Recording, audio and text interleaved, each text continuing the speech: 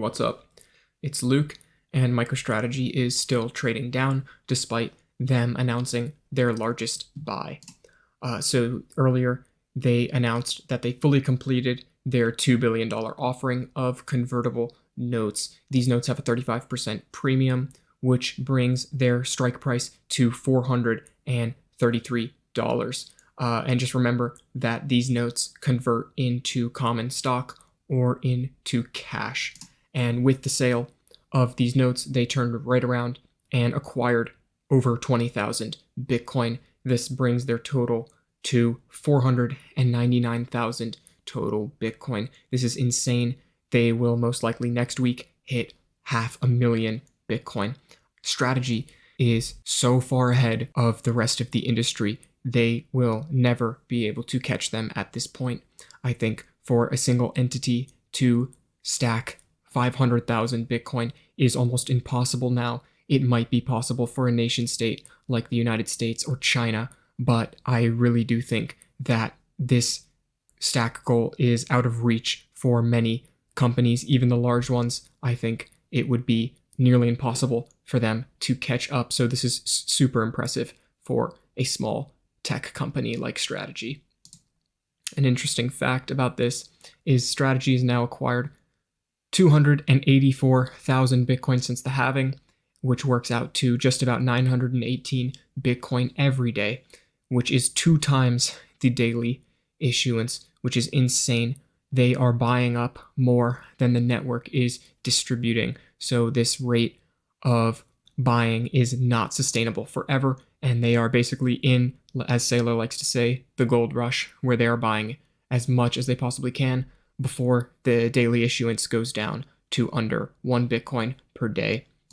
And on Friday, Saylor met with the SEC Crypto Task Force, and he laid out their digital assets framework for the United States, which is a 5-part plan. The first part being taxonomy, which is defining digital asset classes, basically ensuring that we know the difference between a commodity and a security. This was fairly difficult for the previous SEC board. Hopefully they can get it right this time. Ethereum is currently labeled as a commodity, but everyone knows that they are a security, so hopefully they will reclassify them. The second being legitimacy, which is establishing rights and responsibilities, basically giving owners the right to self-custody, trade, and transfer their assets. So this is huge. The next would be practicality, which is rational compliance to empower innovation.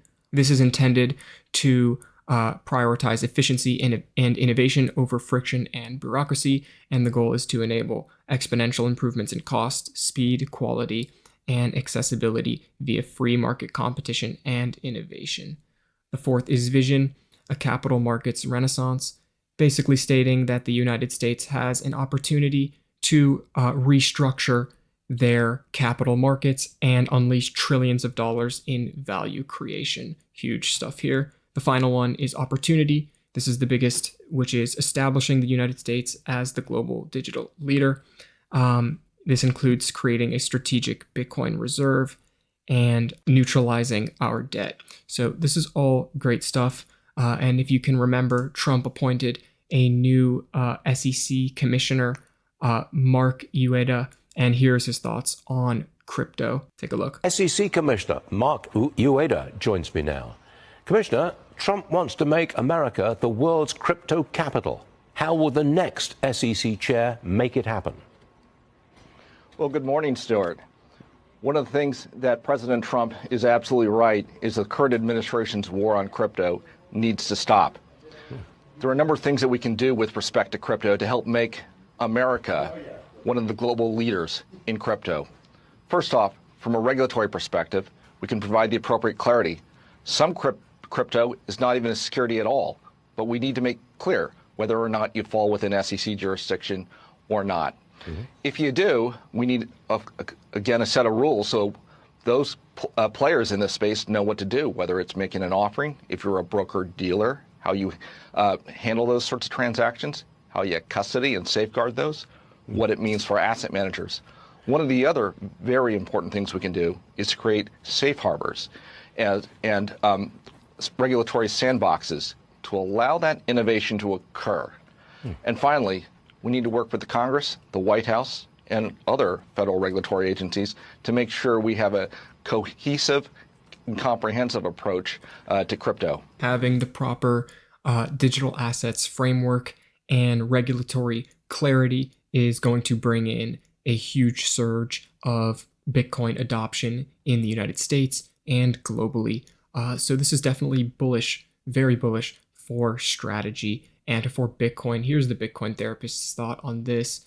If you're worried about the price right now, I really just don't think that you should be a part of this trade at all. If you can't stomach the dip, you don't deserve the reward.